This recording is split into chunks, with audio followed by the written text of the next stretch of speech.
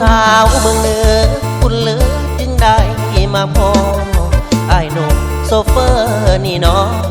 อยากคงขอด้วยความหวังดีแล่นรถขึ้นลงโดยสารคนส่งมาหลายปีทุกเที่ยวต้องจอดกะสีแหวคนดีสั่งกินต้มไข่ติดอกติดใจเจ้าของต้มไก่หันนี้โอ้สาวกะสีคนดีน้องอยู่จังใดโชเฟอร์สายเหนือหักหรือหักจริงจากใจพอบอกน้องอย่างบ่อาเสื้อได้ใจหนุ่มโซเฟอร์สาวกะสีคนดีคิดนำอำลำยานแต่น้องคนงามเด็กขาประจำต้มไก่มาเกียงหน่วยว่าได้กินแล้วก็ติดใจสิ่งที่อายลืมบ่ได้นั่นคือต้มไก่ของนา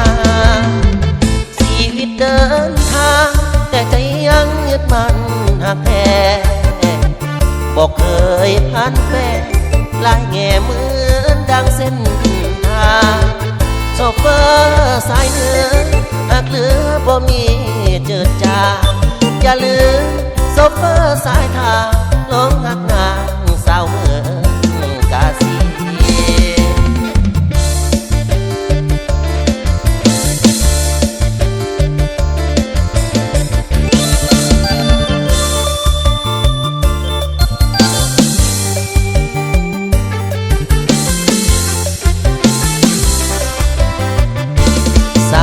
กะสีคนดีคิดนำอำลำย่างแต่น้องคนงามลืมหาประจำต้มไก่มาเกียงหน่วยว่าได้กินแล้วก็ติดใจสิ่งที่อายลืมบ่ได้นั่นคือต้มไก่ของนางชีวิตเดินทางแต่ใจยังยึดมั่นหักแท้บอกเคยพันแปรลายแง่เหมือนดังเส้นทางโชเฟอร์สายเหนือหักหรือบ่มีเจิดจาอย่าลืมโชเฟอร์สายทางลงบักนางสาวเมืองกาสี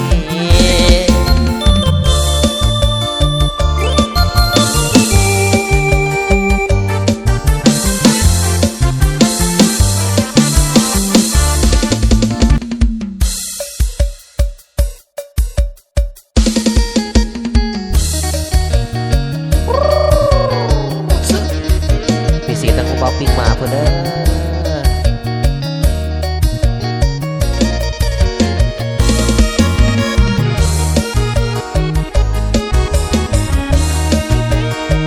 เสียใจแห้ง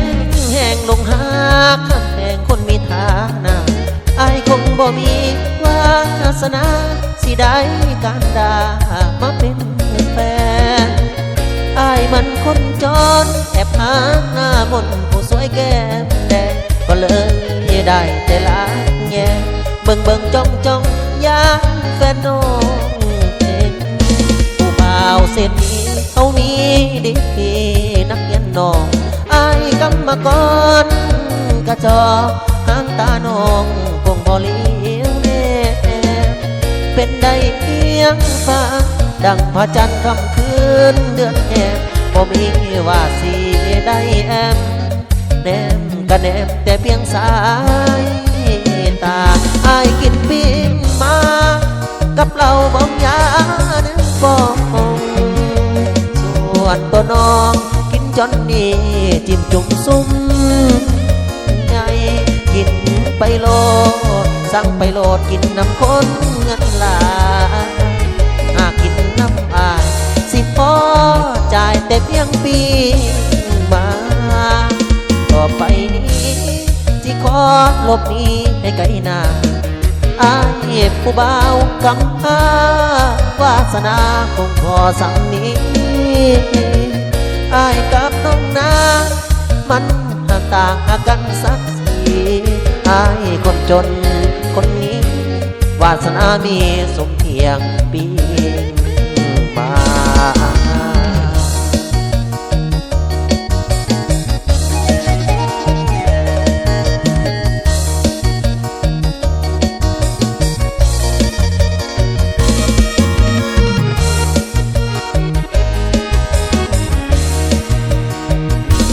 กินปิ้งมากับเราบอกยาหนึ่งฟองส่วนตัวน้องกินจนนี่จิ้มจุ่มซุ้มใหญ่กินไปโลดสั่งไปโลดกินน้ำข้นเงินลาหากกินน้ำอาสิพอจ่ายแต่เพียงปีมาต่อไปนี้สิขอหลบหนีให้ไกลหน้าอายผู้บ่าวกำพร้าวาสนาคงพอสักนี้อายกับน้องนามันต่างกันสักสีอายคนจนคนนี้วาสนามีสมเพียงปีมา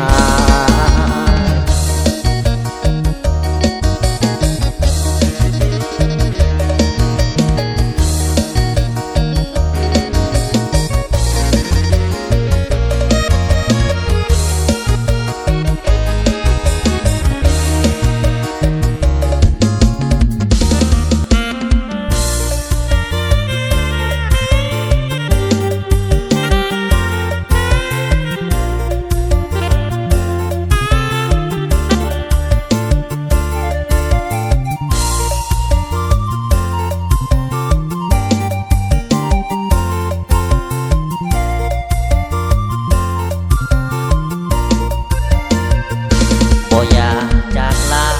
แต่เวลามันมีน้อยโบกมือสั่งลา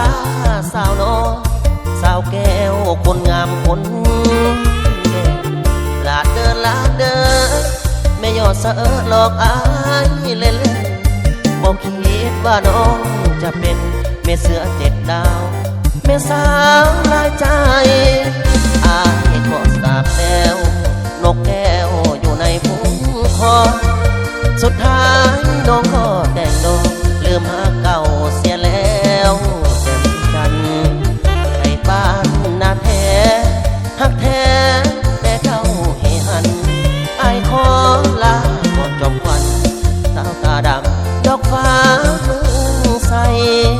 หักน้องเปลี่ยนสีเสียทีเอาหัวใจมาฝากพอลงคาลมของฝากจึงอกหาเสียหลับเสียสายโอ้สายคนนั้นเขามีฐานะยิ่งใหญ่อายจนสู้เขาบ่ได้จึงพ่ายแพ้และผิดหวังบ่อยากจากลาแต่เวลาอายมันหมดแล้วลาก่อนแม่ดาวสิ้นแล้วหมดแล้วสำหรับสองบุญอายบ่มีศาสตร์นี้จึงบ่ได้เจ้ายกน้องให้เป็นของเขาพอเจ้าเป็นหญิงสองใจ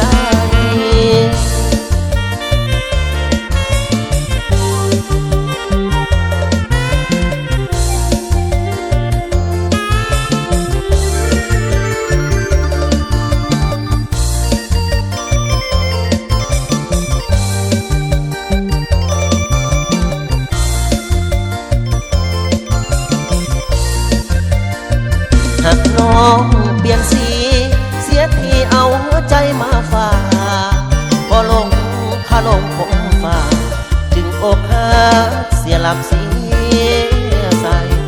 คู่สายคนนั้นเขามีฐานะยิ่งใหญ่อายจนสู้เขาบ่ได้จึงพ่ายแพ้และผิดหวังบ่อยากจากลาแต่เวลามันหมดแล้วลาก่อนแม่ดาวสิ้นแล้วหมดแล้วสำหรับสองเฮาบุญอายบ่มีศาสตร์นี้จึงบ่ได้เจ้ายกน้องให้เป็นของเขาพอเจ้าเป็นหญิงสองใจ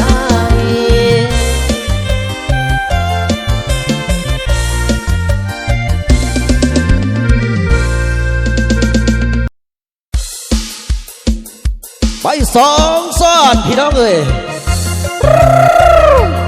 บอกไปเป็นจังหวะสามซาเด้ออาจารย์ใจดนตรีสีประเสริฐเนาะฮักเจ้าเดบุญเทกางเคิงฮักเจ้าเดสาวบึงเสฮักเจ้าแท้เจ้าแท้จึงแวะข้อแวะเบิ่งทรงผมน้องมางามลายเทโนนาวาสนาของอายสมน้องแด่บ่นอหัวใจอายมาดังสีห้องขอจองในบ่อเนื้ออุ่นชีวิตมันหากินเศร้าคำบ่แม่นบ่ลำน้องก็บ่สนใจฮักอายได้บ่ถ้าบ่สนใจสิไปผูกคอตายน้องบอกว่าฮักแต่สายน้องบอกว่าฮักแต่สายบอกให้เสียดายเฮ็ดกับอายลงคอบอกให้เสียดายเฮ็ดกับอายลงคอฮักอายบ่สิเมื่อน้ำอายบ่ฮักอายบ่สิเมื่อน้ำอายบ่อายบ่มีพออายมีแต่แม่คันมาฮักอายแท้สิเมื่อน้ำอายบ่ตายของอายบ่แน่ตายสะแค่อายบ่จงตายเอาหัวจุ่มดินตายเอาเตียนจุ่มหน้าคันตางให้น้องสุมเย็นลาคำแพงอ้ายนี่เอ่ยโอเด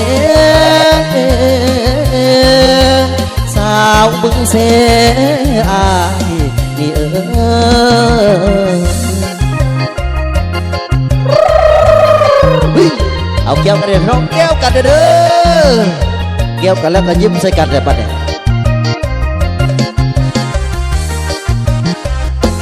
ฮักเจ้าเดบุกเฮกางเคิงฮักเจ้าเดสาวบึงเสฮักเจ้าแท้เจ้าแท้จึงแม่ข้อแม่เบิ่งทรงผมน้องมางามลายแท้นอนะวาสนาของอายสมน้องแน่บ่นอหัวใจอายมาดังสิห้องขอจองในบ่อเนื้ออุ่นชีวิตมันหากินเศร้าคำบ่แม่นบ่ลำน้องก็บ่สนใจฮักอายได้บ่ถ้าบ่สนใจสิไปผูกคอตายน้องบอกว่าฮักแต่สายน้องบอกว่าฮักพี่สายบอกให้เสียดายเฮ็ดกับอายลงคอบอกให้เสียดายเฮ็ดกับอายลงคอฮักอายบ่สิเมื่อน้ำอายบ่ฮักอายบ่สิเมื่อน้ำอายบ่อายบ่มีพออายมีแต่แม่คันบ่ฮักอายแท้สิเมื่อน้ำอายบ่ตายของอายบ่แน่ตายสักแค่อายบ่จงตายเอาหัวจุ่มดินตายเอาตีนจุ่มหน้าตังตางให้น้องสุมเย็นลาคำแพ้อ้ายนี่เอ่ยโอเดสาวบึงเสอายนี่เอ่ย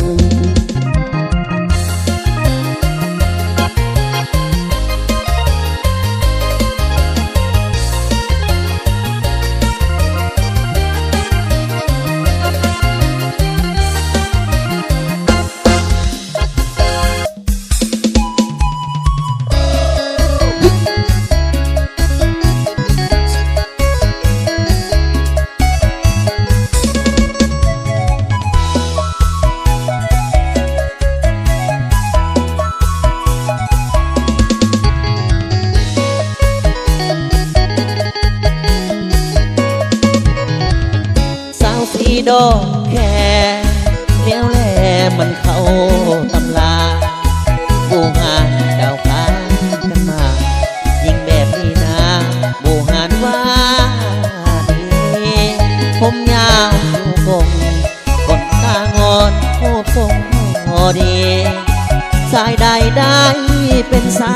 มีหักพองว่าดีมีวาสนาลสุดสวยโสภาคุณค่าที่ได้มาเห็นมาพบสมปองเนื้อเย็นอยากเป็นเจ้าของหัวใจอยากมาผูกสัมพันธ์กับน้องสาวใหม่เห็นแล้วอดกันบ่ บ่ไหวหัวใจอายแทบจะวายสาวสีดอกแค่งามแท้เด้สมคำเขาสางามกว่ายิ่งในโลกาดังมาลาหอมหวนเสื่อนใจหากไปได้สมดอกดอมนั้นก็หลงไหลสมคำบูหานกล่าวไว้งามน้ำใจ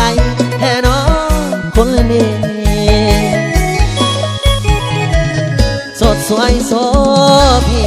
คุณพระสตรีดอกฟ้าสวรรค์งามเด่นดังดวงพระจันทร์สวยลาวันอยู่ในนภาอยากมาโปปากคองกับน้องแก้วตายานแต่บุญวาสนาบ่สมกันดาสาวสีดอกแค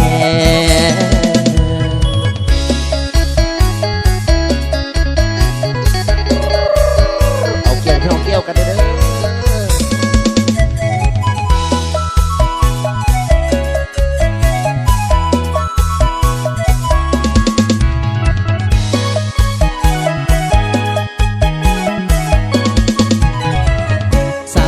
ดอกแค่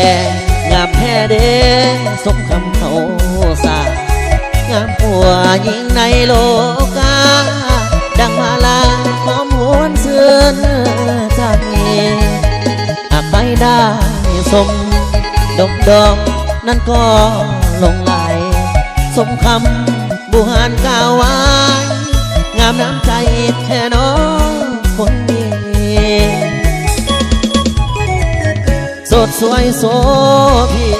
คุณลักษณีดอกฟ้าสวรรค์งามเด่นดังดวงพระจันทร์สวยลาวันอยู่ในน้ำพา